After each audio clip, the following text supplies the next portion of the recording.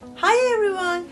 In this video we want to discuss a major drug interaction between tranexamic acid and low-dose contraceptives. Many times these medications might be administered together. For example, in menorrhagia, heavy amounts of bleeding during the menstrual periods in women. Tranexamic acid and low-dose contraceptives both may be prescribed to reduce the amount of bleeding during the menstrual cycles. However, administration of these two medications together may increase the risk of thromboembolic events and thrombosis may be increased.